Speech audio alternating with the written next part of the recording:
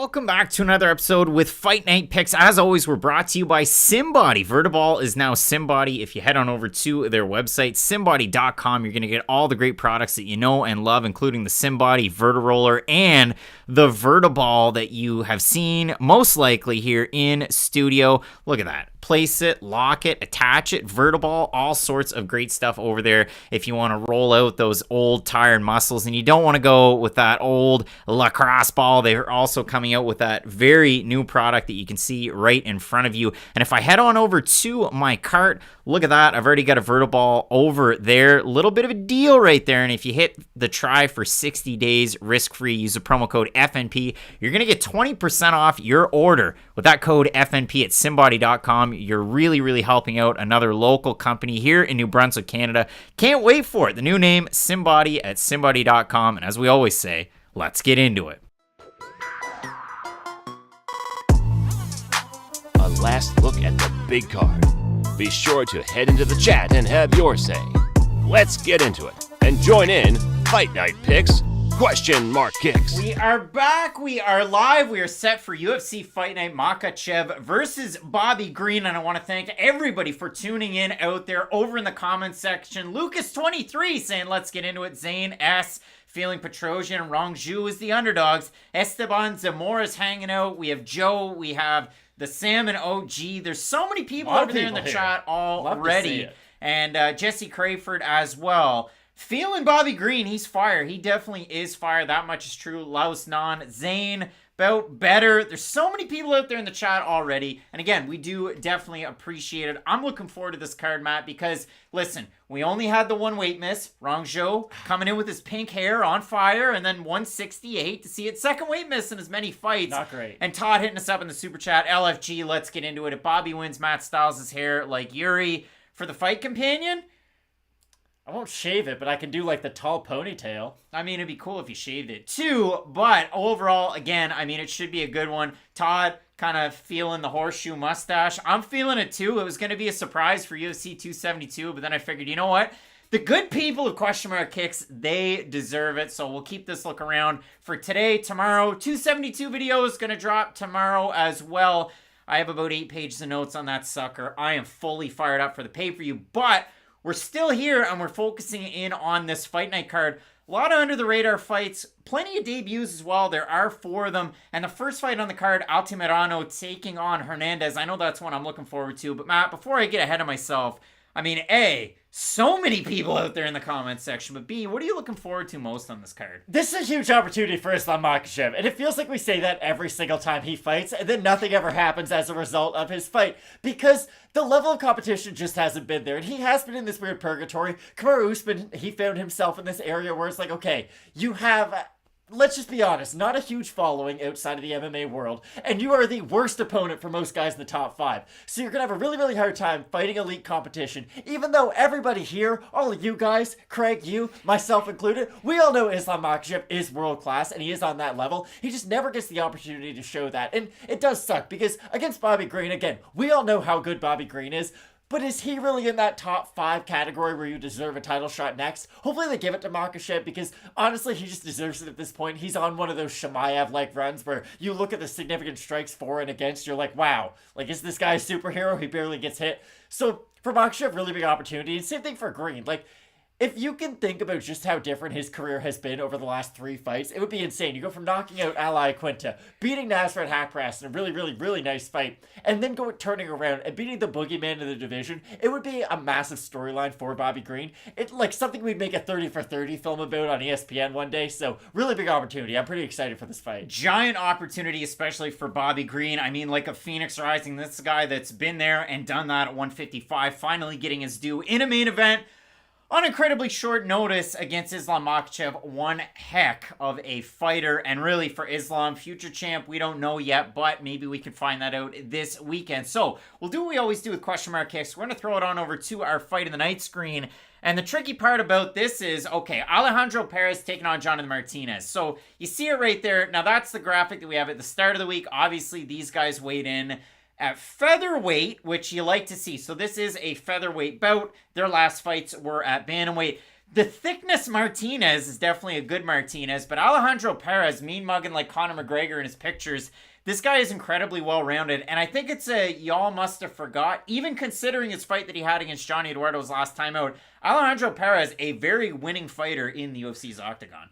But beating Johnny Eduardo is like getting a poster on a bench player. You know, like it's still cool, don't get me wrong, but it doesn't really have the same level to it as if you dunk on like Rudy Gobert. But that is the thing for Perez. This is a really big opportunity because if you lose to Jonathan Martinez, I think it is fair to say that his best days would be behind him. But if he is able to beat Martinez, again, Martinez himself might not be held in the highest of regards in the MMA world, but we know he's a tough out for anybody. And at 145 pounds too, I do think that favors Martinez. So if Perez is able to sort of move up in weight, because Martinez has more experience at this weight class than Perez does, then it'll be a really, really nice win for him, I think. But I think this should be a great fight. A lot of people asking about Manscaped. To get this look, Phillips One Blade. I can say that on the show now I also with have one. no Manscaped. They do great work. Matt, Rangel Ignacio Bahamondes was our second pick for fight of the night at the start of the week. You see it there, 158 for Rangel, but that was in his last fight that he won. He weighed in at 160 on the nose. He looked dejected on the scale. And for Bahamondes, I have no idea how he makes 155, let alone the fact, so for his last fight, 154, for this fight, he weighed 154.5. That's crazy. And yeah, I mean, I am really eager to see this fight because, again, it's the well-roundedness of Rangel. Missing weight or not, this guy is a tough out.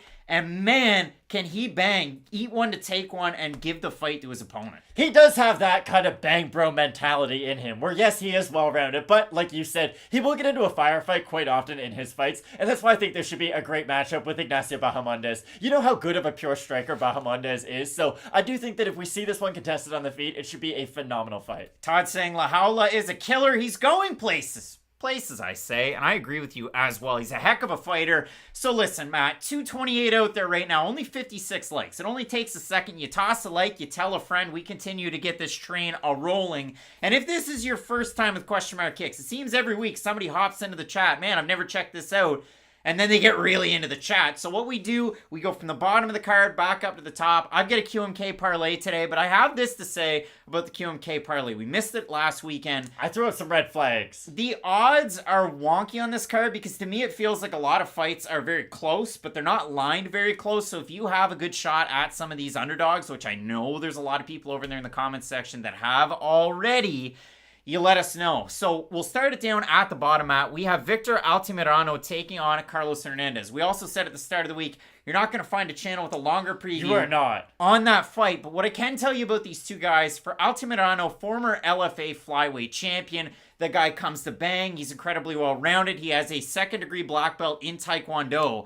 And that definitely is the base. You can see it. I mean, he's the type of guy that can set things up. Nice pitter-patter, 1-2, good movement on the feet. But he really likes to toss that kick up high and up yonder. And I love to see that out of Altamirano. The one thing that I don't necessarily love is the fact that he can get caught with his back to the mat and he can really try and play the guard where he's going to lock his feet. He kind of takes a lot of time where he's on bottom, where you look at that in terms of fights that go to decision. And listen, I don't need to tell you this. You can look at it on his record.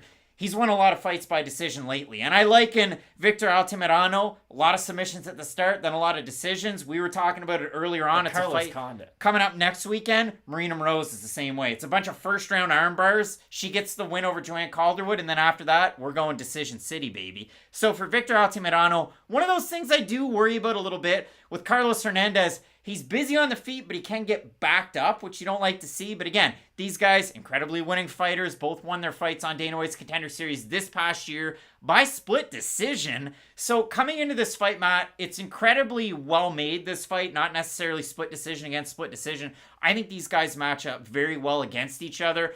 Rodentree Resistance saying that there's a thicker mustache on his sister than me. That's probably true. This one's not overly thick.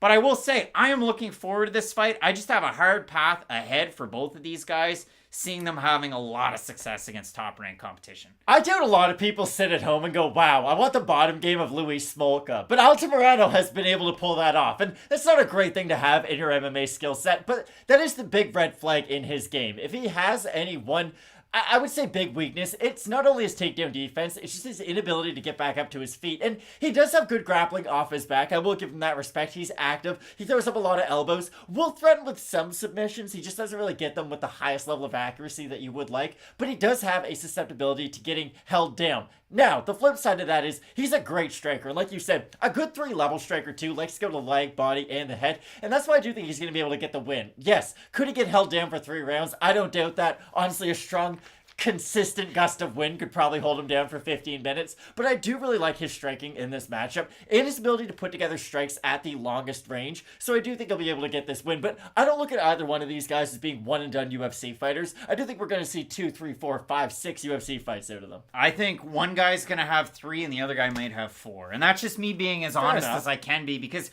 I look at unranked fighters, I mean, again, and really on the fringes, Tagir Ulanbeka, Bruno Silva, David Dvorak, like, that's really tough competition. Okay, but like Tim Means was never a ranked fighter and he had 20 fights in the UFC. It's not always to get into the top 10 immediately. Like, it takes time for some people. It's going to be tricky. Carlos Hernandez open to plus 130. Underdog, he's a minus 150 favorite at this point. For Altamirano, open to minus 150. He's a plus 127. If I'm not mistaken, I had the underdog at the start of the week, something like that. I had Hernandez, the former Pan-American kickboxing champ. He's an IMMA F guy, trains at a VFS in Chicago. He's a teammate on this card in Ignacio Bahamondes.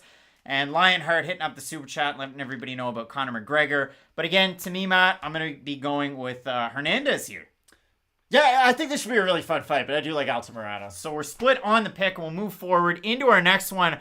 Ramiz Brahimaj taking on Michael Gillmore. It's not Micheal, but he doesn't spell his first name the way that most Michaels spell it. And this is another interesting fighter, because if you look at it for Michael Gillmore, he has a karate base, and you see it in the way that he fights. And in his last fight against Andre Petroski, if you only watch highlights, the first round, the third round, it looks like Petroski steamrolled him. And he did in those rounds. But in the second round, he did not. And he got totally outstruck on the feet. There were points where Petroski was turning, running away. And I'm not over-exaggerating that fact. Gillmore is a very good striker. Ramiz Brahimaj is a very specific striker. Craig, you gotta stop. Let's just call it what it is. He got dropped by Court McGee. He is a specific striker, because for Ramiz, he's just gonna throw clubs. And that's all he does. He throws very, very hard. But he's not the most accurate striker. He's not good at volume striking. He's an interesting mix when he comes to his takedowns. But he's a first-round quitter in terms of, I'm either going to submit this guy, or I am not going to win this fight. So again, for Ramiz Brahimaj, he lost just over a month ago to Court McGee, where he got completely outworked. There was a 10-8 round in there in the middle. And then if you look at all of his other fights, I mean, he loses to Max Griffin. Lionheart hitting up the super chat again. We appreciate you. But Ramiz, I mean, had such a hard time when he took on Max Griffin, a guy who just never gets out of your face, has the wrestling, has the boxing. But for Michael Gillmore, he was an alternate on The Ultimate Fighter, came in on short notice, got knocked out by Gilbert Urbina. Somehow he ended up with a UFC shot off that loss at 6-3 to fight Andre Petroski, to then lose by finish. And now we're here. So we have a 6-4 UFC fighter against a 9-4 Ramiz Brahimaj that at one point was undefeated with all first-round submissions. I mean, Bappa, what are we doing here? Every time you talk about Ramiz Brahimaj, I think about that part in the J. Cole song, Fool Me One Time, Fool me, can't get fooled again. I'm sorry. If Craig says a positive about Ramiz Brahimaj, take it with a grain of salt, because there have been some wolf tickets sold on this channel about him. Now, is he a great grappler? Yes, he is. And when he does get fights to the mat, he's a very aggressive grappler and a very physical one, too. But the problem with all of that physicality is that he does gas himself out. And yes, I see people saying, oh, well, losing to Court McGee at this stage isn't that big of a deal. It kind of is, though. I know Court McGee's looked better as of late, but you need to be a very specific opponent for Court McGee to take advantage of your weaknesses. It's like what we talked about with Alexis Davis. We were talking about her before the show even started, oddly enough. But, like, if you're one of those prospects who's a little unproven, we don't know about your gas tank, and you either rely heavily on your grappling or heavily on your striking, well, Court McGee's kind of the counter to that. And my whole point is, if you lose to that, you're probably not going to ever get into like the top 25, because you need to have some sort of a well-roundedness to your game to really survive at the UFC level. And for me, Ramiz Brahimaj hasn't been able to show that in his UFC tenure. Now, the flip side of this is, I'm not going to sell you some package for Michael Gillmore who's going to come out here looking Bangkok ready and probably get some great knockout. Yes, he's probably the superior striker in this matchup, but I don't think what we see in this fight is going to tell us, wow, Gillmore is this like top tier striker, talent to top, maybe even get into the top 15. I don't believe that. I just think he's going to be good enough to defend the early takedown attempts from Brahimaj and hopefully be able to knock him out on the feet. But it's going to be a one-way traffic fight, I think, one way or the other. Well, Donnie Dimes is saying Ramiz sinks the arm triangle. Todd Johnson's hanging out. We definitely appreciate you. And that's one of those ones, I mean, Laos Nan saying, still can't see Gillmore even taking the decision. I look at it for Gillmore, beats Perry Stargell to get onto the Ultimate Fighter, who was 1-1. What are we doing here? Ken Hunt, 2-2-1. Eric Lyon, 2-3. Josh Zimmer, 3-2. Like, I have a hard time seeing. Now, again, Gillmore, he's a WKA karate champion from not that long ago. And I saw MPTV mention it. Gillmore quit his job to get the alternate spot on the Ultimate Fighter to make it there. And he had a good paying job before that. He went to high school with Dominic Cruz. And then when he saw Cruz in WEC wrestling, he was like, you know what? I'm going to do MMA now. So, and he also has a decision win as an amateur over Chaos Williams. But when it comes to this one, I'm going with Ramiz Brahimaj. But if you put your hard-earned money on this one and you lose it, you're silly. Gillmore is what? A plus 290 average on best fight odds. Ramiz Brahimaj minus 372. Malone Hart hit us up in the super chat. What are some of the most confident picks you have? 2 or 3. It has been difficult for y'all to be confident in too many of these this week. Yeah, you're right. You're right. I'll go with my question mark kicks parlay. Malone Hart. It is coming. It ends up as a plus 100. And I will let you know what that is. But it is a tough week. I do have better reads coming up next week. I just want to throw that one out there. Honestly, I didn't really want to even put out a question mark kick parlay this week. That's how skewed those odds are. But Matt, both of us going with Ramiz Brahimaj. And to answer that question further... No, I've got Gillmore. I don't have Brahimaj. You have Gillmore to beat Brahimaj? Yeah, I have zero confidence in Brahimaj at minus 300. Again, I don't think Gillmore is a great fighter by any stretch, but I just witnessed Brahimaj lose a decision to Court McGee where he got dropped on the feet. I don't have any confidence in Brahimaj being a 3-1 favorite over anybody at the UFC level, which is kind of my overarching point. I don't believe either guy should belong there. Matt going with Michael Gillmore, and I've got Ramiz Brahimaj. Our next fight, though, Jonathan Martinez, Alejandro Perez. This one up at 145 pounds. I'm going with Jonathan Martinez as one half the question mark kicks parlay. He is a decent favorite at a minus 285 or thereabouts. But for me, going with Jonathan Martinez, I love Alejandro Perez's game. I like the fact that he can fake in the takedowns. He throws a nice hook. He will chase his opponent across the cage. He can get hit, taking on a guy like Martinez. That does scare me. So for me, I do like Martinez in this matchup. He is a little bit more, heavy in terms of his volume, but he also has the power to go with it. So that's why I like Martinez. But again, fool me once, like we've been fooled by Jonathan Martinez in the past. Jonathan Martinez is the greatest magician alive. Like, he's made me believe in some absolute crazy tricks he's pulled throughout his career. Here's the thing about this fight. You know, sometimes we'll say, like, hey, for a prospect, this could be sort of the worst win of their career. Like, hey, if you beat Jim Miller, you only have hard fights. One of those deals.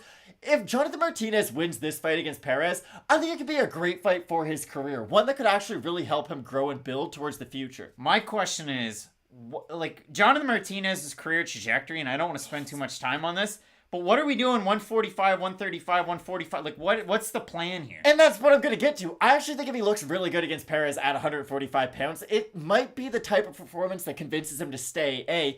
And Perez is a good enough fighter all around to where it's going to be a tough fight at some point. You're either going to be getting overwhelmed with volume, he's going to get a takedown, you're going to be put in a bad position where either A, you're going to give up and you're going to fold, which could happen, or you're going to get over that bad situation and grow as a fighter because of it. And I think Jonathan Martinez is at the spot in his career where a fight like this is extremely important. And I know every fight's important, but specifically for Martinez because of the opponent. Like, Perez isn't just some unranked fighter he's fighting. Like, this is a guy who himself had a lot of hype initially, won the Ultimate Fighter. Like, it was a really good level of opponent, and I was excited for this fight no matter what weight class it was going to be at. I just think at 145 pounds, we've seen Martinez look good against a former bantamweight before at this weight class, so I think we will see a similar performance to the one we saw against Almeida. So somebody out of Alejandro Perez's team went to Prince Vegeta's son and said, hey, you gotta pump him up in the comments section. I'm just kidding. But yeah, a lot of people seem to be going with Alejandro Perez in this fight. Again, you gotta knock him out to get him out of it. I mean, Cody Stamann didn't have to knock him out. He'd be the more I know it's weird to say, but he would be the more consistent guy out of the two, you'd say. Oh, that much is true. And I mean, if you go back and watch Jonathan Martinez when he's fighting Davey Grant goes right hand to the body, left hook to the head, drops him, and then he's able to get the win out of that one. And Perez throws very similar shots. He's kind of built in a weird, like, funny little, like, blocky way where he doesn't come at you at typical angles, and that's one of those things when you're fighting a guy like Jonathan Martinez, it really is tricky. So for me, I'm going with Martinez, but again, it's a bag of popcorn. It's not with the most confidence this week. I think knees at the middle are going to be really important. Isn't this on the question mark kicks parlay? It is, yeah. Oh, okay. I think Martinez with knees at the middle are going to be really important. We've seen him have a really nice front kick too, especially on advancing opponents. And that's what Perez is going to be doing for 95% of this fight, I would imagine. So I do like Martinez in this matchup, and I think it's going to be a great fight. Jonathan Jones saying Marina's minus 350 favorite right now. If I go over to best fight odds, Jonathan Martinez an average minus 277 favorite for Alejandro Perez in the comeback plus 226. Maybe it's your book that he's there. Clay is having a hard time saying ha ha ha. So I'm assuming maybe you're going with Perez, Clay? I don't know. But let us know. Pure Evil MMA, Evil Eddie hanging out in the chat. Matt, What's up? one of the weirdest fights this week. I've seen a lot of back and forth on Terrance McKinney, Ziam. I've seen a lot of people with Ziam. I've seen a very, very vocal contingent taking Terrance McKinney as the underdog in this matchup. At the start of the week, both of us going with Terrance McKinney in this one. Both guys at weigh-in day, did you see it? They're hanging out. They're getting the picture taken. They're buddies. I mean, this is a fight that was booked months ago. One of McKinney's cornermen tested positive for COVID, so there were some issues there. But they remake the fight. I like this fight. I will explain both ways why I like both guys. So for Ziam, this guy, when he creates distance, man, what a striker. He is the perfect K1 striker that you love to see out of France. For Terrance McKinney, when he closes the distance, he is a very, very good striker. For Ziam, he has that weird win over Luigi Vendramini where I thought it was a draw. I thought he got 10-8'd in one of the rounds, but the judges didn't, or not all of the judges did. So Ziam ends up getting the win. I could see McKinney doing that with his wrestling that he has, but Ziam pops back up a lot. I mean, even in the Jamie Marlarkey fight, pops back up a lot. I don't know if Ziam's like the perfect K1 striker. He's a really, really good striker, but I think perfection of K1 striking, I think like Alistair Overeem. And I think he's a much higher level than Ziam. The thing about Ziam is that he does sort of require quite a bit of distance to really land his strikes. He's great on the outside, and honestly, he's pretty good at the mid-range too. He's got decent pop on his shots, but that's always the weird thing about Ziam. He is in that strange category of your technique is really nice, but doesn't have the highest level of power behind his shots, because I do think technically he is the better between these two guys on the feet, but the power that Terrance McKinney has really is one-sided in this matchup, and it will be interesting because if McKinney can get on the inside of Ziam, I think he will probably be able to land that knockout blow because Ziam does stand very upright. And the problem when you do stand very upright is your chin is exposed. And if we know anything about Terrance McKinney, it's that he has some very legitimate knockout power. Like, you don't have 2 knockout wins in under 7 seconds and not have real kinds of knockout power. I think it will be a great fight. And I like the point you bring up, too, about McKinney's wrestling. It's not really something we talk about as often as we probably should because his knockouts really do jump off the page compared to his wrestling. But it's something he always does have in his back pocket. And that's why I do like him in this fight. And that's why I am maybe not super confident with the pick. But if on the feet Ziam is having success, I think McKinney can take this fight to the mat. You're right. Could he hold it there? That's the question. But just his ability to take the fight to the ground, I think is going to put question marks in Ziam's mind. And it's going to make him hesitate, okay, when can I throw my strikes? When can I defend the takedown? And on those in-betweens is when McKinney's going to be able to find his power shot. That's what I believe. It really is a tricky one. I mean, for McKinney, you go and watch his fight against Sean Woodson, and he's winning, gets knocked out. And then he fights Derek Minner, and it's like, wrestle. Ooh, I get the take. I'm on the mat. And then Derek Minner submits him. And then since then, yeah, he's been winning. But the level of competition for McKinney, other than Frivola, Derek Sanders 3-2, Gavino, who was 10-4, Michael Azario Ortiz 12-3, and that was the main event of LFA 109. But it's going to be a good fight. I do have Terrance McKinney in this one as well. He's a slight underdog. But again, Ziam has fought Don Madge where he got wrestled, but he had some success. Wrestled in his last 2. Like, that's one of those things. They just keep putting wrestlers up against Ziam in Mullarkey and in his last fight, the old Vendramini fight. So, Matt, we'll move into our next fight. Ramona Pascual taking on Josiane Nunes on incredibly short notice. Now, it's Josiane Nunes. I even wrote it on my notes. Knee. You gotta... So, Josiane Nunes taking on Ramona Pascual, representing Hong Kong. She was part of the UFC PI in Shanghai for some time in that academy program, that incubator program. We got Na Liang out of Rong Zhu. Who else? Shai Yilan, Nordembeka. Like, we've had quite a few fighters that have made their debuts in the last couple of years. But for Ramona, she had fights, then she trained in Hong Kong, then she made the move to Syndicate and took that fight with Icon in Mexico. She ends up on the winning side there, looked really good. Then had a fight booked against Courtney King with Invicta. King falls out, and then on incredibly short notice, we get 2-0 Shamir Peshewa, where Ramona Pascual just mopped her. Just absolutely mopped her. So then when I look at this fight, Matt, for Pascual, she's talked about it in interviews in the past. 135 will be the eventual move. I know her last fight against Peshewa on short notice at 150. This one at 145. Josiane Nunes was booked at 135, but obviously she makes the weight. I saw them stare down. I didn't think Josiane Nunes looked that small, because she is 5'2". She's the smallest fighter you're ever going to find at 135, let alone 145. But I was kind of surprised there. Again, Pascual is a very good fighter. She is well-rounded. She is a good striker. I mean, Josiane Nunes with those blitzes, though, it scares me against, like, good 135ers and 145ers that have been around. Fair. I might sag a little bit with regards to her ceiling, but I do think Nunes is going to be able to win this fight, because with Pascual, I just think she's really going to need those up the middle attacks, similar to what we talked about with Jonathan Martinez the last time out. A lot of jabs, a lot of knees up the middle. And Pascual does have a lot of really good knees going up the middle, but the thing is, when you're fighting someone like Nunes, if you're not all the way in or all the way out on a lot of your strikes, she's going to have distance to land her own damaging shots. And listen, Bia Malecki had a pretty big size advantage over her, something I brought up many times throughout that fight and the breakdown, and she destroyed her, like knocked her out. It was very, very bad. I think Nunes does have that next level power, but Nunes, I think, is going to fall into sort of a Mark Hunt category, where it is, I'm going to win by knockout, or I'm going to lose like 30-25 decisions because I get tired and my grappling's not all there. I don't think we're going to see much of an in-between throughout her UFC career personally, but I think the power shots are going to be able to, they should be enough to get her over this hump, I do believe. If you're at a 10, just take it to an 8. Slow it down a little bit. But when I look at this fight, yeah, that is the troubling one. I mean, Josiane Nunes, when I go back and watch the fight tape, it's like watching Joe Anderson Brito. And yeah, I was excited for his debut against Bill Algeo, and I thought he was a great prospect. I still do to an extent, but there's limitations. And for Nunes, if somebody wants to wrestle or grapple, she just stalls out. Like, I mean, again, Araujo was the fight when she was coming up where Araujo goes to take her down. Nunes just puts her in a guillotine, holds the guillotine for 4.5 minutes of a round. Like, that's where it's at. So, again, I see a lot of people saying, you know, if it's lower level women's MMA, they're not ranked, take the underdog. Maybe you want to go that way. That's what I did in Nunes' debut when she took on Bia Malecki. Okay. I wasn't totally sold on Malecki in that one. Nunes in this fight, open to minus 175. She's minus 225. Pascual plus 184. Pop and popcorn. Like, again, this week just gets us set up for next week. I'm excited about the lines next week. But we move into our next fight, Matt. Ignacio Bahamondes is taking on Rong Zhou. Do you like the pink hair? I think it's a look. Try something new every now and then, you know?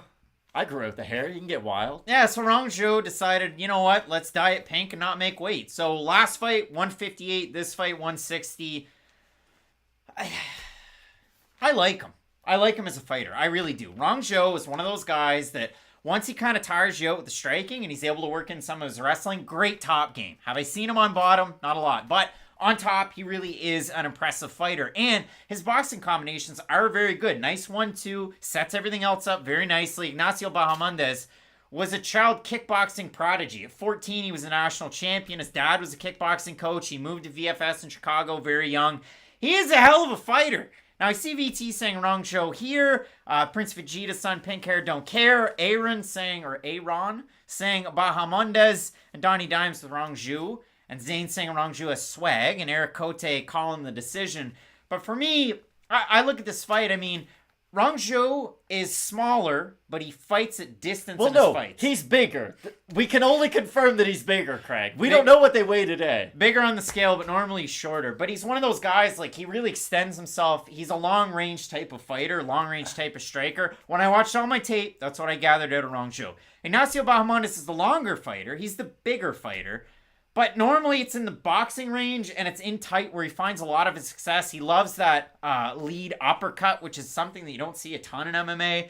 Bahamondes is definitely the more well-rounded striker to these two. It just depends on what kind of a fight we get out of them. You're right. Rongju is a long-range striker, but the thing is, he crashes into a lot of his strikes, which forces him to almost become a short-range striker. And that's how I do see this fight going. I think at range, Bahamondes, yes, he prefers to be the inside fighter, but he can still throw out a lot of kicks at that long range. And he does have a good jab, too, and he sticks to it. Now, it's not something he always sticks to, and honestly, that's putting probably a little bit too much faith into the skills of Bahamondes, because he is more kind of power shot heavy over more than just setting things up. I know you look at his body type and you would assume he's a lot more volume oriented, but I really do think that if he can put shots together on Rongju early when they aren't tired, if he can extend this into the second and third round, because listen, he's sure the ability to not only throw wheel kicks in the third round, to still have power on that technique at the end of a pretty grueling fight with Roosevelt Roberts. So I do think that Bahamondes has the staying power. I like his cardio. Again, is the takedown defense something that's going to worry me in this matchup? It is, but I do think Bahamondes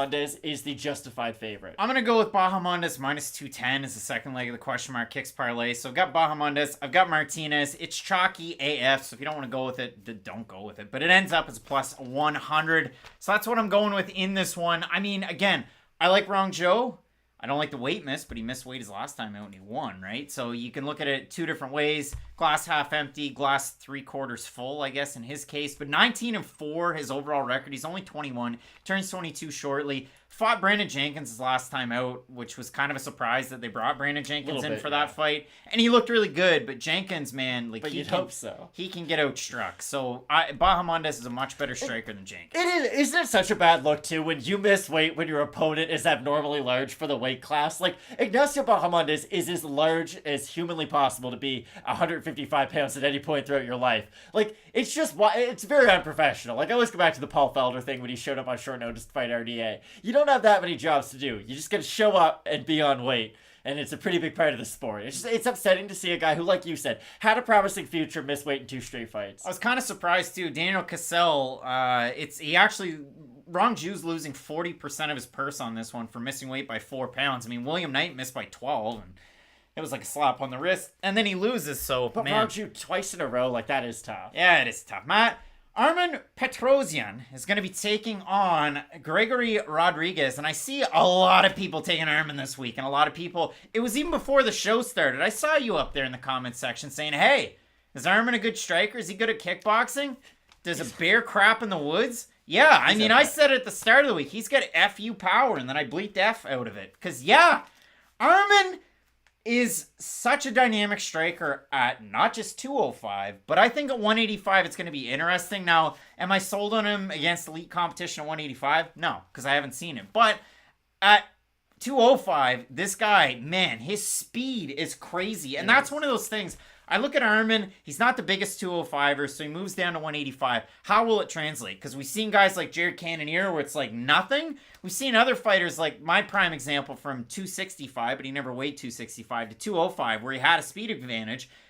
Friggin' Justin Ledet. Justin Ledet, it was he like, wasn't great at much. This guy's a boxer, and now all of a sudden, no dice. So when I do look at this one, Gregory Rodriguez, gut power, gets cracked. Has jiu-jitsu, we never see it, so am I banking on the unknowns, or am I going with Armen Petrosyan and his great striking, because he is such a good striker? He is a really, really good striker. The thing about Gregory Rodriguez is that he is also a preferred striker, I would say, because it is hard to pinpoint what his exact style is. Like you said, all of his accolades are normally in the grappling world, but he goes out there and bangs with the majority of his opponents. And he has really nice boxing, too. Goes to the body very well. Has good volume, too. And he has good power late in a fight. That's not something I think we talk about enough. But when he does put his volume shots together, and again, I do think the body shots play a big part into that, he can really start going downhill with his strikes. And he does have underrated power, I would say, but when you're playing that game with someone like Petrosyan, that's how you get KO'd and flatlined early in a fight. It will be interesting to see if Rodriguez shoots early or if he waits to get touched up a little bit on the feet, because if he shoots early, it's obvious that he knows where his advantages lie, and he will be trying to take this to the mat time and time again.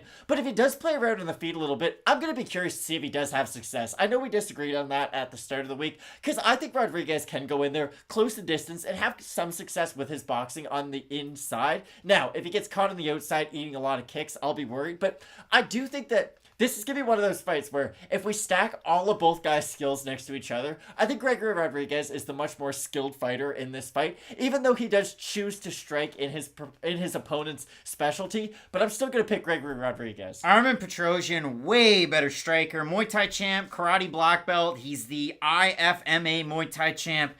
He has bad takedown defense, and that's the reason why I like Gregory Rodriguez. But if we just decide, hey, we're going to strike at the start of it, Armen will knock him out, and it's not even going to be close. The man cave saying Petrosyan's takedown defense is horrible. It is bad, and that's why I don't have him in this one.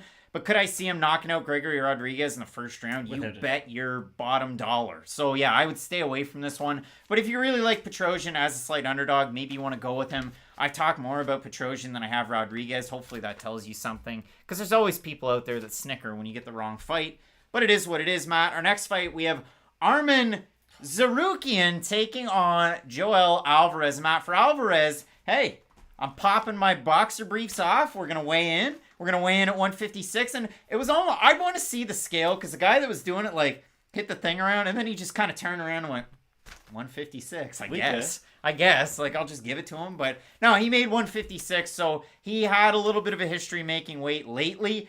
Remember that time he knocked out Thiago Moises and he went into the corner and was just throwing elbows, dropped him. He looked amazing in that fight. And Thiago's one of those guys that looks like the bad boy at a bar. Like, he drinks by himself. He's got a dip in. Like, he's just always pissed off. That's the vibe I get from Thiago Moises.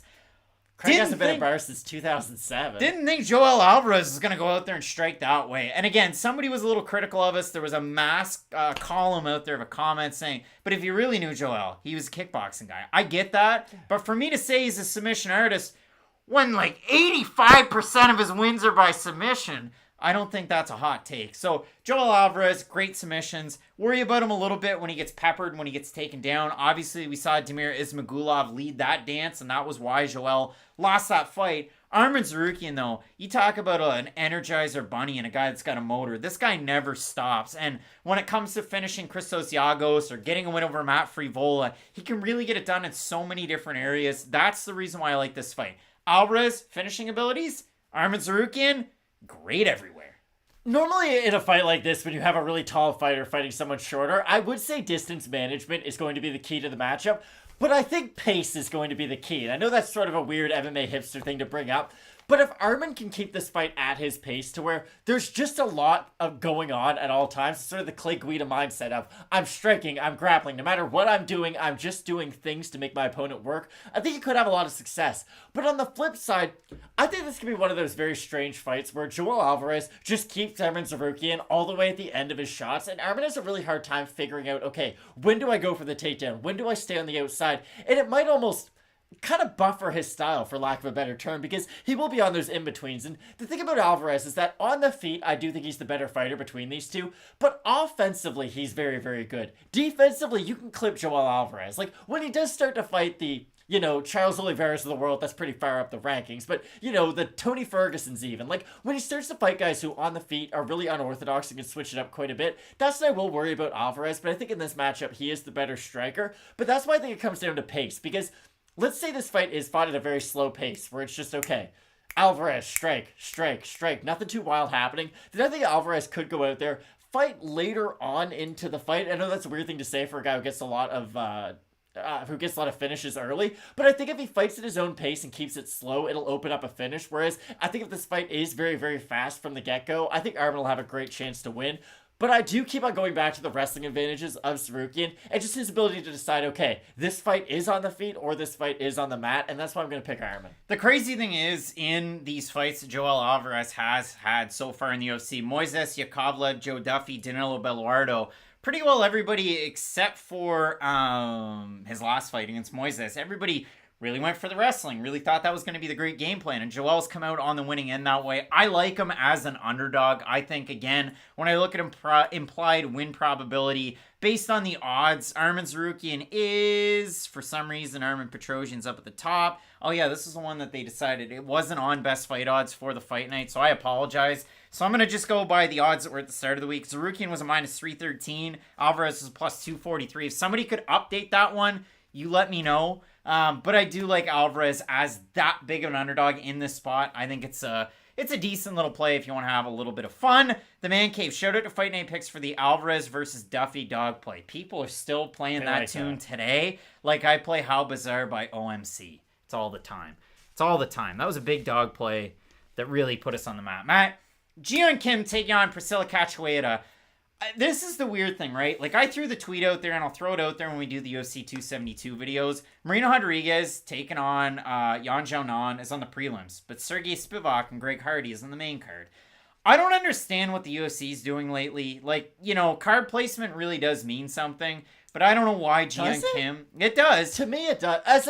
I don't know many MMA fans who are like, wow, I care where these fighters fight at. Hear me out. It means something from a business perspective. They want to draw you in from the prelims to buy the pay-per-view, so on and so forth. But Ji Kim, Priscilla Cachoeira in the middle of a main card, and then a co-main event of Misha Serkinov, Wellington Turman. It's like, why? Well, why? But now we're here. We get Ji Kim taking on Priscilla Cachoeira. I can tell you everything you need to know about Ji Kim's background, of how she was 11-2-1 as an amateur in kickboxing, 6-2 as an amateur in boxing, 3-0 amateur MMA. But she's 9-4-2 in pro MMA, and it hasn't gone well lately. And she doesn't really move her head all that much, but she does move her body and her feet quite a bit. And Priscilla Cachoeira just throws bombs, and when she doesn't want you to say that she was dirty in her last fight. She doesn't want the fighters to say that either. She's very outspoken this week. But I watched her thumb go into Jillian Robertson's eye. I was going to say, she might not like it if people call her dirty, but I have really bad news for her. Do dirty things get called dirty? You went and tried to gouge your opponent's eyes out with your thumbs. Not cool. You don't pass the vibe check if you've ever done that in your MMA career, to put it mildly. Here's the thing about Cachoeira, though. When you look at both of these opponents, and you are sort of honest to yourself about their MMA games, like you said, Kim does have a very credentialed background, if you will, but she doesn't really have anything in her game that really stands out as, wow, this is a huge strength for her. Whereas with Cachoeira, she can always fall back on, I have tremendous knockout power on the feet if I am able to land shots. And maybe her knockout wins aren't against the highest levels of competition, but it's something you can always go back to that sets you apart from just an average level of competition. And that's why I like Priscilla in this one. Prince Vegeta's son, 72-inch reach, holy crap. She doesn't use it. Because Ji Kim holds her hands really in tight to her body and doesn't throw at long range. She's a boxing range type of fighter and lets fighters bring the fight to her to then get hit, to then move side to side. And Priscilla Cachoeira, not really necessarily the best game plan. But when I do look at this fight, Matt, for Cachoeira, it's, can she go in there and land those shots? Can she last till later on in the fight like she did against Gina Mazzani, like she has in the past? Or when she's fighting Ji Kim, does she get out volumed? I mean, Kim was able to stand in there against an Alexa Grasso, have a competitive fight even though she lost, have a competitive fight against Molly McCann even though she lost there. Cachoeira, not a threat of the takedown there, so I'm not worried about Ji Kim that way. Molly McCann looked like an Olympic champion against her, okay? That tells you how her wrestling training is going. But that's it. I mean, I think Ji Kim making the move from South Korea, last couple camps now at Syndicate, really training with John Wood and the crew. I like to see that. I like Ji Kim in this fight. But again, it's Ji Kim and Priscilla Cachoeira. Yeah, like I've got Cachoeira, but I'm not that confident in the prediction. Don't put your hard-earned money on this fight. No, the best comeback last week was when we had Jessica Rose Clark to beat Stephanie Edgar, and everybody dunked on us. You really had Stephanie Edgar. You really did. Really. Misha Serkinov taking on Wellington Turman, another fight that means nothing to this division of middleweight. You know the song by the Traveling Wilburys, End of the Line? Yeah. Okay, for Misha Serkinov, if he loses this fight, it don't matter what car you drive at the end of the line, because it's the end of the line for Misha Serkinov. Every contender has this weird part of their career. Cody Garbrandt, he's also going through one right now where it's like, okay, I've lost a few fights at my natural weight class. What do I do? And for some people, it happens in the top 5. For some people, it happens well after they've won a title. It's always at a different stage of people's careers. But they're just looking to change something and to make a wholesale change in their career. So for Misha, his idea was, I'm a fairly big light heavyweight. Let's move down to 185 pounds. Switch gyms. But the thing for Serkinov is that he was never a small fighter at his chosen division at 205 pounds. So similar to Jose Aldo moving down to 135 pounds, when you heard, oh, I'm changing camps, you always kind of assumed he was moving up in weight and not down in weight. And I know Serkinov's not the tallest guy in the world, but still, I found the weight move very surprising to go down to 185 pounds. then to see how tired he got in that fight against Krzysztof Jotko, and yes, it was a split decision, but I felt like Jotko did comfortably win that fight. I hope that's not too crazy of a hot take, but it was a classic Jotko-Cirkunov matchup where one guy goes for a lot of takedowns, can't secure them. Jotko strikes on his back foot. It just, Cirkunov didn't show me anything in that matchup that makes me think this fight at 185 pounds is going to be different than any other. Now, they have given him the ultimate underhand toss of an opponent in Wellington Turman, because with Turman, we know what he was supposed to be, but he always fell short of those expectations. I don't want to call him Dante Exum, but they've had similar career trajectories. I just don't really know what either guy does with a loss here. I know a win is very important because it keeps them in the UFC, but we shouldn't be marketing co-main events of fight nights as loser goes home, you know, Jeff Hardy, CM Punk style. I guess that was a main event, so not the best example, but you get the idea. Like, the co-main event shouldn't be used as like a, hey, the loser isn't going to be here anymore type of a fight. Like, this to me would be a great Tuesday Night Contender Series main event where it's like, hey, we're going to have a bunch of prospects fight, and then this is a, you need to win this fight to stay in the UFC. I've talked way too much about this matchup before handing it off to you. My official prediction is Cirkunov because I don't think all that highly of the ceiling of Turman. But I'm very curious what you think of this matchup, and really, what are your overall thoughts of Cirkunov and his move down in weight? He's not going to be ranked. He's not going to beat ranked competition. Neither is Wellington Turman. Like, guys, I know I sound like a pessimist right now.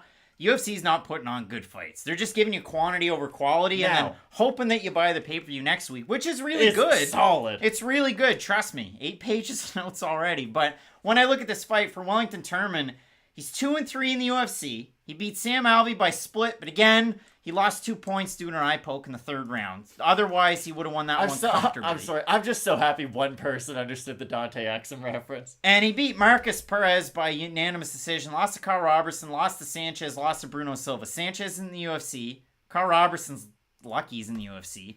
Micheal Cirkunov on his best day, performance of the night against Jimmy Crute. On his worst day, get knocked out by Johnny Walker, get knocked out by Ryan Spann, get knocked out by Volkan Oezdemir, get knocked out by Glover Teixeira. Knocked out a lot. Like, it really is tough. So, do you see Wellington Turman going out there knocking out Micheal Cirkunov? My thoughts at the start of the week were Wellington's going to be able to last the first round storm, get the win, because he is a competent grappler in his own right. Gets way too happy with his grappling sometimes, and he's been training for this one no longer in Brazil. He's at Teixeira MMA and Fitness, so it's got to be awkward when you, like, see each other. Like, Micheal Cirkunov sees Glover across the way, who's now the champ, and you just kind of worry a little bit. Zane's saying, like Craig said, both are below average. Oh, so many of them are. And Ethan's saying, better than last week's card. Still pretty bad. But when I look at this fight, I'm going to switch the pick. I'm going to go with Micheal Cirkunov. I think he's going to be able to go out there, get the submission win over Wellington Turman. But either way, like, I don't like this fight. When I switch picks, there's got to be a reason. It's not the strongest reason. I hate this fight. I'll never pick Wellington Turman, ever. That's just, I'm a simple man, I live by simple rules. I think Micheal does at least have a skill set that separates him from, again, an average unranked contender. And this is the thing, too. When you describe Wellington, it's a guy who can grapple, is a competent grappler, but sometimes gets grapple happy. Similar to someone we know named Jimmy Crute, who's actually really good at all those things. What happened when he tried to grapple Micheal Cirkunov early? He got Peruvian necktied, a submission we barely ever see, and one that, if you even try to imagine it in your mind, you probably can't do it because that's how rare it is. I do think Cirkunov will be able to really handle him on the mat if it does go there, so I'll stick with the Cirkunov pick. But I agree with you. I don't think beating someone like Wellington Turman means, wow, maybe this is the weight class for him. Maybe he just needed the one fight against Jotko sort of as a palate cleanser. I think I'll win this one, but I don't have high hopes for him at middleweight. Pronounce the M, pronounce the N. Don't hold the A with you all day. Wellington Turman, maybe the last time we see him. Perhaps. Islam Makhachev taking on Bobby Green in the main event. Now, this is one that I can sink my teeth into. I can get excited about this fight because for Islam, Adriano Martins, not Adriano Moraes that I kept calling him in the preview videos, Adriano Martins was able to knock him out and look really good in that fight. Adriano did. Bobby Green's one of those guys. It's been up, it's been down, it's been a lot of fun. There's been some tears shed, some emotional interviews. Good, bad, ugly, whatever they have been. But when you look at this fight, Matt, for Bobby Green, he wanted a main event. The fans wanted a main event. They didn't know it'd be this soon against Islam Makhachev. But here we are. So for Bobby Green, hell of a boxer. And you talk about shoulder rolls, slipping punches, landing counters, and in combination off of the slips, you love what you see. And if you look at it, when Bobby Green took on Nasrat Haqparast, Nasrat Haqparast is a better boxer than Islam Makhachev. 10 times out of 10 he is. But Bobby was able to land those straight shots down the middle, keep Nasrat from getting outside foot position, and was able to stifle all of those power shots. Those shoulder rolls, we joke about them, but when Nasrat's hitting here and not there, you win the fight. So for Bobby Green, he's looked amazing lately. John Walks saying, do you guys use a teleprompter? John, credit to Bill with cue cards back there. You do this too much. Bill's doing a great joke. No, we don't have a teleprompter, you dingus. Doesn't sound real. It's all in my head, pal. But when it comes to this fight, Matt, we talked about something and you kind of touched on it. And so we should give credit where it's due from where we heard it. But with Bobby Green, he's got an interesting X factor that plays into his takedown defense. Well, I just thought, okay, getting ready for question mark kicks, we sort of know who's going to win this fight, right? It's sort of a done deal. Islam is the uncrowned champ, and you have another fighter who's 35 showing up on short notice. We kind of know what's supposed to happen, and especially where the odds are, too. But doing some research, I noticed a lot of MMA experts, if you will, are just former fighters who don't normally do like the hot take, oh, I'm going to pick a massive underdog, have picked Bobby Green. Like Michael Bisping was one of the first people I read and saw pick him. And a lot of it had to do with the fact that when he does shoulder roll, it allows him the ability to have his hands very low to his sides. And that'll help him a lot with his takedown defense against someone like Islam Makhachev. Because if he doesn't get his back up against the cage, and if he can keep it out in the middle of it, it's going to be really hard, especially with how good Bobby Green's footwork is, to get him down. This is my problem with everything Michael Bisping said, and everything you said too. Yeah, he's the better boxer. You know what game Islam Makhachev doesn't play at all? Like at all? It's striking in MMA. And I understand striking in MMA is a very, very big thing. It's something we talk about a lot. It is over half the sport in many cases. But the beautiful thing about this sport is that some people excel on the feet, like Petrosian early on in the card, and some people are grappling nightmares for everybody in the division. Islam I would put into the grappling nightmare category. And the thing about Green is that I went back and rewatched the Nasrat Haqparast fight. He gets backed up to the cage in that fight. The only difference is Nasrat isn't really able to get any sort of, I'll just say, level of comfortability on the feet when he's fighting Green, so he doesn't let his hands go, and he's eating a lot of jabs as a result. But the real key to that is he can still back up Green using his own footwork, whereas, yeah, Green could shoulder roll and avoid the strikes, but that kind of defense doesn't help you with your grappling. If you back up to the cage, you're just going to make yourself a lot more available to kind of get pinned down. And the second he gets held up against the cage, and I mean the second he gets held up against the cage, he's not only getting taken down once, he's getting taken down 2, 3, 4 times. And that's the big thing about the sort of the Nurmagomedov sort of family of wrestling, if you will. It's that it's not about the initial takedown attempt. That doesn't matter at all. It's setting up the second one, which sets up the third one. It's like when Ben Simmons, I can't believe I'm going to speak about Ben Simmons, the basketball player, in a positive light, but when he would get stuck in the paint, throw it off the backboard and dunk it, that's kind of like what Islam's doing. His first takedown attempt is just to set up the second and the third, and once he takes you down, he normally holds you there. So I would love to see Bobby Green win. Of course, it would be a tremendous storyline. I just don't know what he can do to really get the respect of Makhachev throughout this matchup. If he's able to crack him early, I mean, again.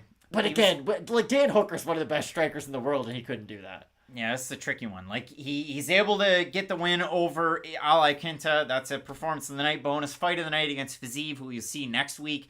Lando Venata, fight of the night against Lando Venata again. Split decision. And then he has a submission bonus over Jacob Volkman back in 2013. Bobby Green doing the damn thing. But yeah, for me, I do have a hard time picking Bobby Green to beat Islam Makhachev. Like, I think Islam Makhachev beats top 5 fighters handily.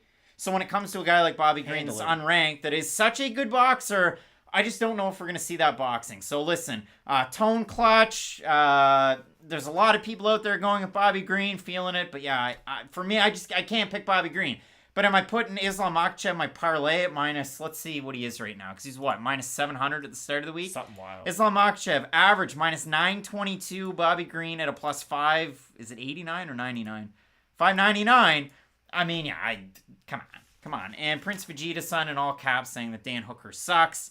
Check yourself, Prince Vegeta-san. Come on. You're here every week. We can't be saying Listen, Dan Donnie, Hooker sucks. at least you're honest with yourself. That's the thing. Like, that's the great part about liking MMA and being a fan. Like, yeah, you like Bobby Green, so that's why you're supporting him. And hey, if he does win, again, that's the way bigger storyline. Like, if Islam wins, it's, hey, dominant fighter dominates some more. But if Bobby Green wins, it's relative unknown who used to be ranked, who's now 35, might get a title shot we never thought would ever happen in his life. So it'll be a really interesting fight, and that's the whole thing about MMA too. The rankings don't matter nearly as much as the storylines do in this sport, and I do think it'd be a really fun storyline if Bobby Green is able to win. It's just a big mountain he has to climb. Mario saying casual alert. Mario, who are you talking about, pal? Matt will move back up and down. Go ahead. Last thing, Todd, that's the thing too. Like, you couldn't pick a worse matchup for Bobby Green. That's why I said this like a monkey paw wish. Like, yeah, Bobby Green, he's getting the main event he deserves. He's getting the ranked fighter he deserves next. But of all the ranked fighters, would you probably give him Islam Makhachev on 4 days' notice? Well, no, you would not do that. So I just think it's nice to see Green get the opportunity he does deserve, but I think this is one of the worst matchups they could give him. Cody, you kids are casuals. Bobby's been around. You have no idea what you're talking about.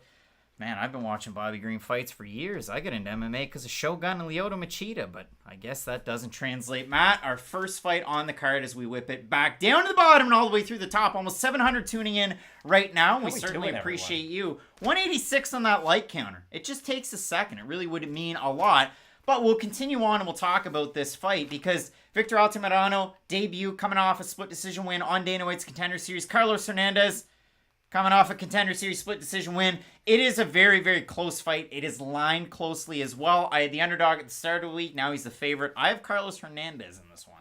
I'm going to take Altamirano, but I do think this is going to be a really, really fun fight to open the card. Should be a good one, Matt. We'll move into our next one. Ramiz Brahimaj, fool me once. Shame on you. Then he wins. Then he fools me twice. Now we're here. Michael Gillmore's only ever fooled me and everybody else. It's a very confusing fight.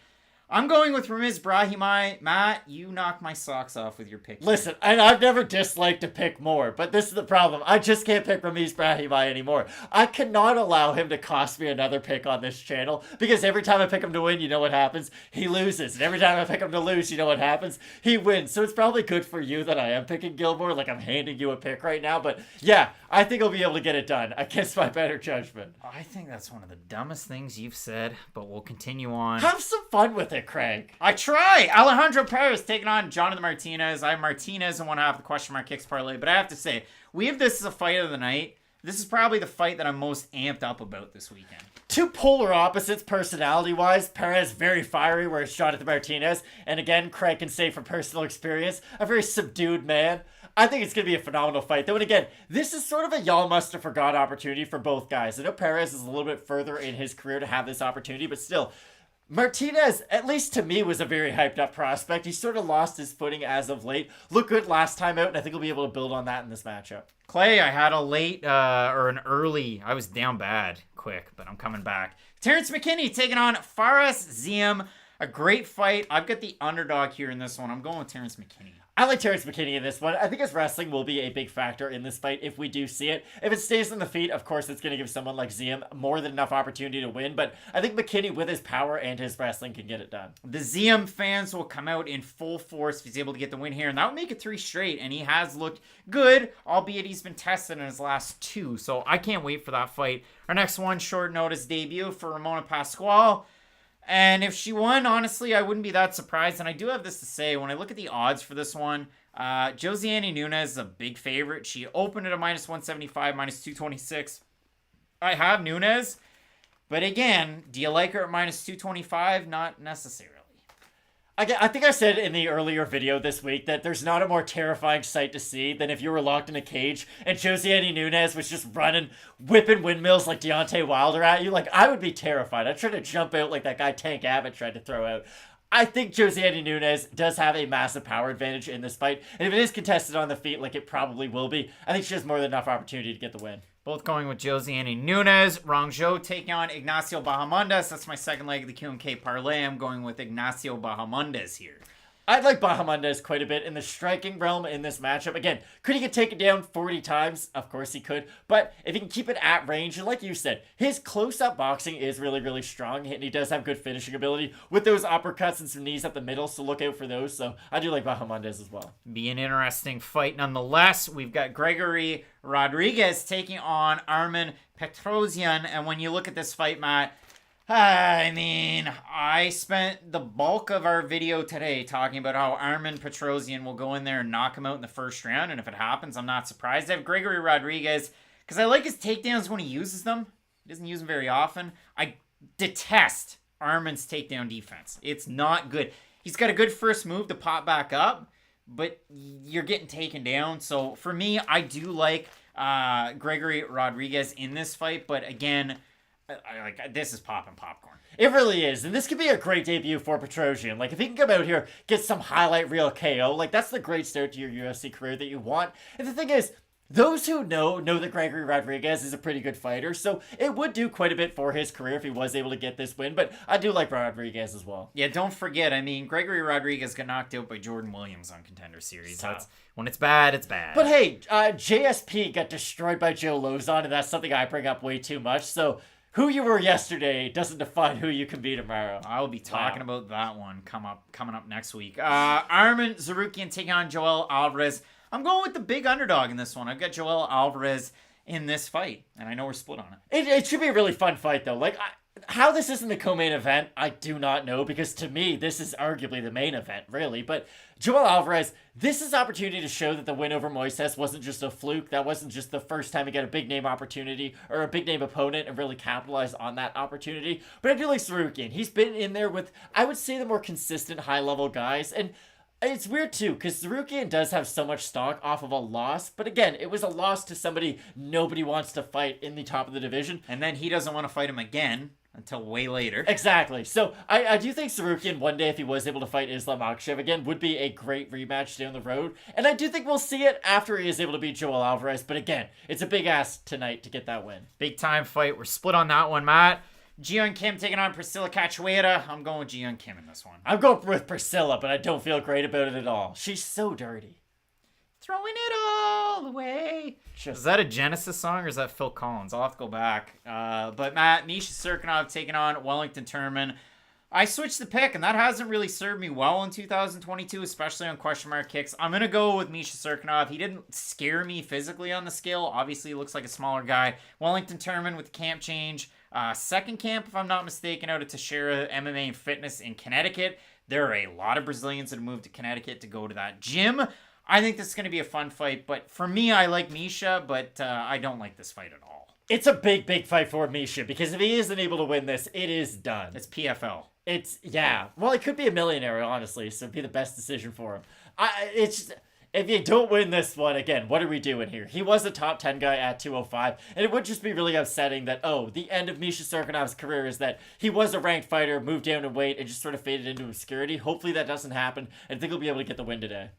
All right, Matt. So, Mark, he needs a Corey Hart reference to finish the show off. Islam Makhachev taking on Bobby Green. And if anybody could put sunglasses on at night and cap a wild 2022 that's just started, it would be Bobby Green. Hopefully for Mark, that one hit the spot.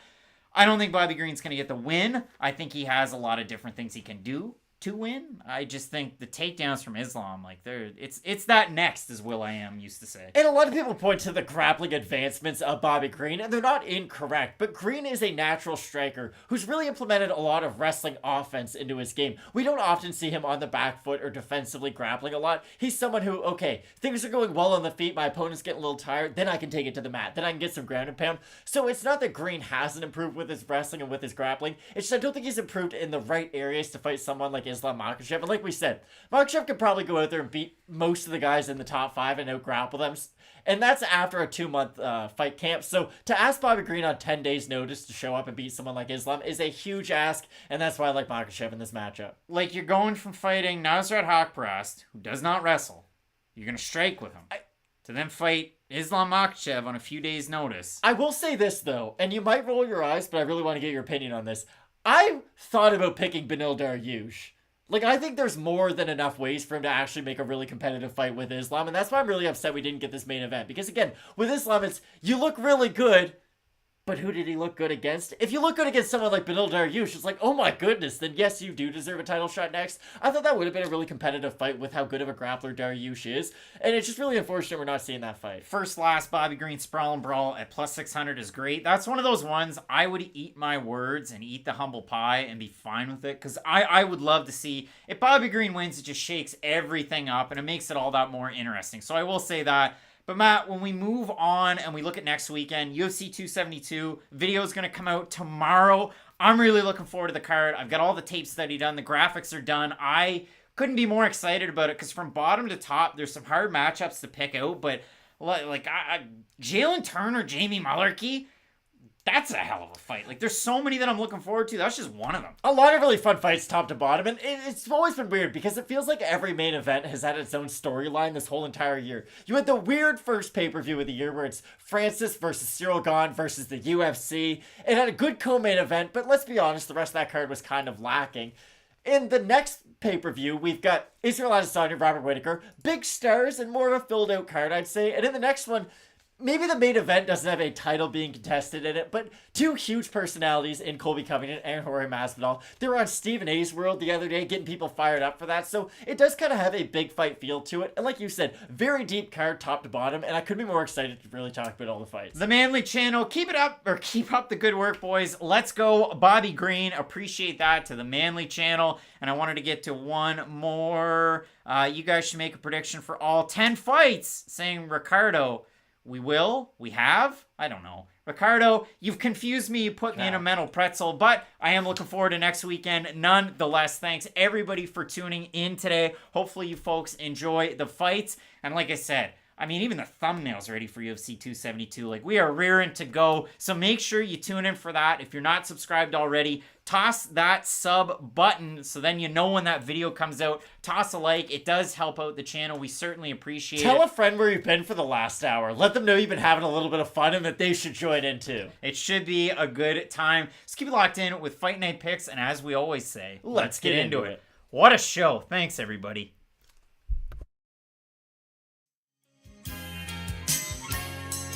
But it's the